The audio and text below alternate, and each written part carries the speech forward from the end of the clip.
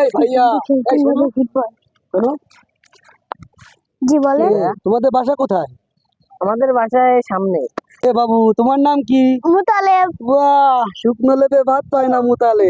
বলছি যে বাবা, ওই যে শুকনো লেবাস না, শুকনো লেবের দোকান থেকে একটা সিগারেট নেস মাত্র 10 টাকা দামের সিগারেট, বুঝতে পারিস বাবা? যাও। হ্যাঁ, আনিসো? জি। ধন্যবাদ ধন্যবাদ। ঠিক আছে বাবু, ভালো থাকবা, লেখাপড়া ঠিক মতন করবা, ঠিক আছে? যাও। বাপ জিতু, দেখেছিস আম গাছে এবার আর জম্মের বই ধরবে। এই 5-7টা আম গাছেই কিছু না হলে 50-60 টাকার আম বাঁচবে এবার, বাম্পার। চাচা, বিড়ি তো টান দিয়ে চাও, তা বিড়িতে তো আগুন নেই। বলো, একটা মাত্র বিড়ি কেনার টাকা ছিল, এই বিড়িটাও যদি আগুন দিয়ে ধরায় ফুরোই ফেলাই দিই, তাহলে সারাদিন ধরে টানবো কি? স্বাদ নিচ্ছি, স্বাদ, বুঝছাও?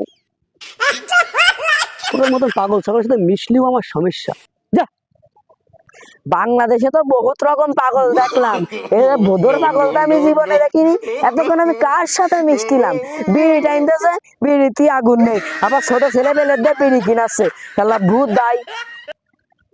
আমাদের শিক্ষিত সমাজে এমন হাজারো শিক্ষিত মানুষ আছে যাদের মধ্যে শিক্ষাগত যোগ্যতা থাকার পরেও অশিক্ষিতের মতন আচরণ করে থাকে শিশু বাচ্চাদের সাথে। তাই আসুন এমন আচরণ থেকে নিজেকে সংযত রাখি।